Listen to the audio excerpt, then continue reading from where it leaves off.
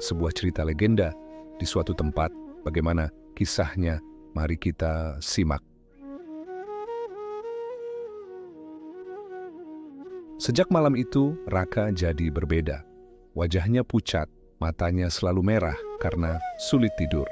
Setiap malam, ia terbangun berkali-kali, keringat dingin membasahi tubuhnya. Kadang ia terbangun dengan jeritan, kadang dengan desahan panjang seperti orang dicekik. Ibunya semakin cemas melihat keadaan anaknya. "Ra, kamu kenapa sih akhir-akhir ini? Muka kamu pucat banget. Kalau sakit bilang sama ibu, jangan dipendem," kata ibunya suatu pagi. "Aku nggak apa-apa, Bu. Cuma kecapekan," jawab Raka, berusaha tersenyum. Padahal dalam hati, ia tahu ada sesuatu yang salah. Sejak kejadian malam itu, ia merasa tubuhnya tidak sama lagi. Tangannya kadang bergetar sendiri, matanya sering berkunang-kunang, dan yang paling menakutkan, di lengan kanannya muncul bekas memar hitam membentuk jejak jari. Seperti ada yang menggenggamnya dengan keras. Raka yakin itu bekas ketika sosok pengantin malam hampir menariknya masuk ke dalam hutan. Dimas beberapa kali datang menjenguk. "Ra, lu makin parah aja. Gue bilang juga apa? Lu udah ditandain. Bekas itu jelas banget kayak tangan perempuan." "Gue nggak tahu harus gimana, Dim. Gue udah coba doa, gue udah coba tutup telinga pakai kapas biar nggak denger suara gamelan itu. Tapi tetap aja kedengeran. Gue ngerasa dia ada di sekitar gue." "Lu harus cerita ke Pak Lurah atau ke orang pintar, Ra. Jangan ditunda lagi. Lu nggak bisa ngelawan sendirian." Raka terdiam. Ia memang takut, tapi juga gengsi. Selama ini, ia dikenal sebagai pemuda yang tidak gampang takut dengan cerita-cerita mistis. Kalau sekarang tiba-tiba minta bantuan, ia khawatir jadi bahan omongan satu desa.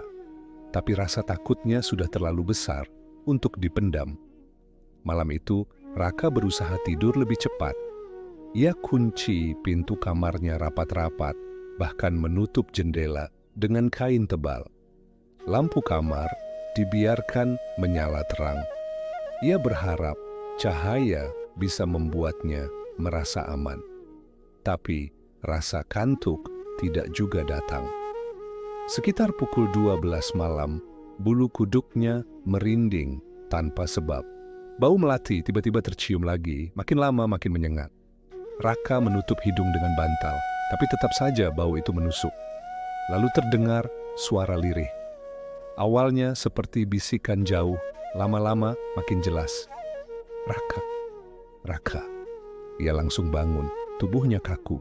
Suara itu berasal dari luar jendela. Jantungnya berdetak begitu keras, sampai rasanya mau meledak. Dengan gemetar, ia mendekat pelan. Tangannya membuka sedikit kain penutup jendela. Matanya hampir meloncat keluar. Di luar sana, tepat di bawah lampu halaman, berdiri sosok pengantin itu. Kebaya putihnya lusuh, rambutnya tergerai menutupi wajah, tangannya terjulur ke arah jendela. Jari-jarinya panjang, kukunya hitam. Ia hanya berdiri diam, tapi bibirnya bergerak pelan. "Aku menunggumu." Raka langsung menutup jendela rapat-rapat, mundur sambil gemetar hebat.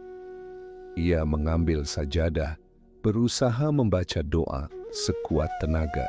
Tapi lidahnya terasa kaku, kata-kata tercekat, suaranya bergetar.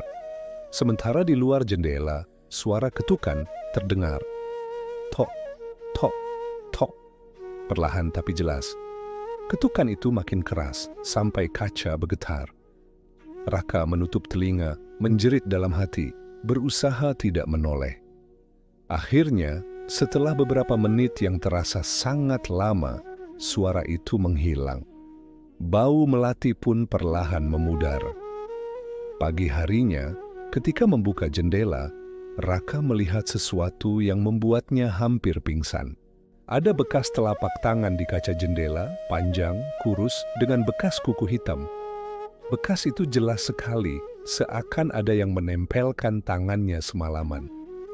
Dimas datang lagi sore itu.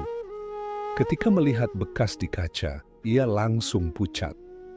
"Ini udah bahaya, Ra. lu nggak bisa diem aja.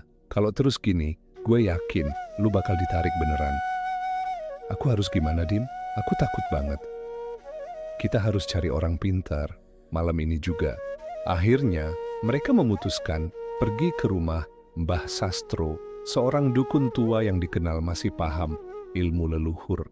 Rumahnya berada agak jauh di pinggir desa, dikelilingi pohon besar yang membuat suasananya makin angker. Mbah Sastro menyambut mereka dengan wajah tenang. Ia mendengarkan cerita Raka tanpa menyela sedikit pun. Setelah Raka selesai, ia hanya menghela napas panjang. Kamu sudah melihatnya 2 kali. Itu artinya dia sudah menandaimu. Tanda di lenganmu itu buktinya.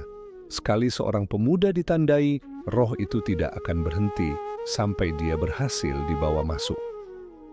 Terus aku harus gimana, Mbah? Tanya Raka dengan suara gemetar. Kamu harus kuatkan hati, jangan pernah menuruti panggilannya.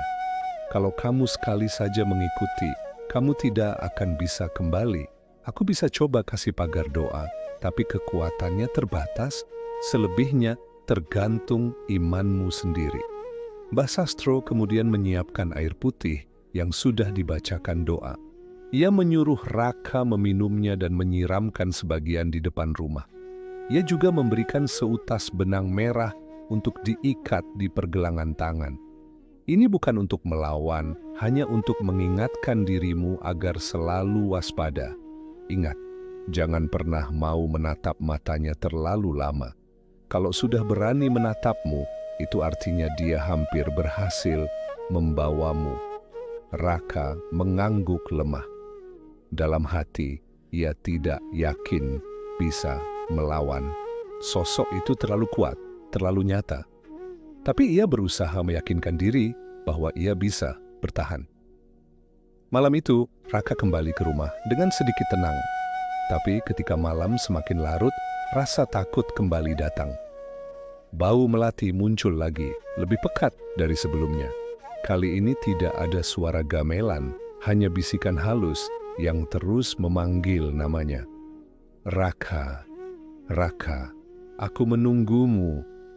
Ia berusaha mengingat pesan Mbah Sastro. Jangan menatap matanya, jangan menuruti panggilannya. Ia menutup mata rapat-rapat, menutup telinga dengan bantal, membaca doa sekuat tenaga. Tapi semakin ia menolak, semakin kuat suara itu memanggil. Tubuhnya panas dingin, keringat bercucuran. Tiba-tiba ia merasakan sesuatu menyentuh kakinya dari bawah ranjang. Jari-jari panjang, dingin, merayap pelan ke betisnya. Raka menjerit kencang, meloncat dari ranjang, menyalakan lampu. Tapi tidak ada apa-apa di bawah, hanya lantai kosong. Namun di cermin kamarnya ia melihat pantulan yang membuat darahnya beku. Di belakangnya berdiri sosok pengantin itu, wajahnya penuh luka, matanya kosong, mulutnya menyeringai lebar. Raka berbalik spontan, tapi sosok itu sudah hilang. Yang tersisa hanya bau melati yang semakin menusuk. Ia terjatuh ke lantai, tubuhnya gemetar hebat. Malam itu, ia tidak bisa tidur sama sekali. Besoknya, warga desa mulai heboh. Beberapa orang mengaku mendengar suara gamelan dari arah hutan lagi. Ada juga yang melihat cahaya seperti obor di antara pepohonan. Semua orang tahu itu pertanda pengantin malam kembali mencari korban. Dan semua tatapan tertuju pada Raka, karena kabar sudah tersebar kalau ia yang pertama kali melihat sosok itu. Sejak saat itu, hidup Raka tidak pernah sama lagi. Ia merasa diawasi setiap saat. Bayangan pengantin malam selalu muncul di sudut matanya, di cermin, di jendela, bahkan kadang dalam mimpi. Dan ia tahu, cepat atau lambat, roh itu akan datang menjemputnya. Bagaimana kisah selanjutnya? Ikuti terus di bab berikutnya.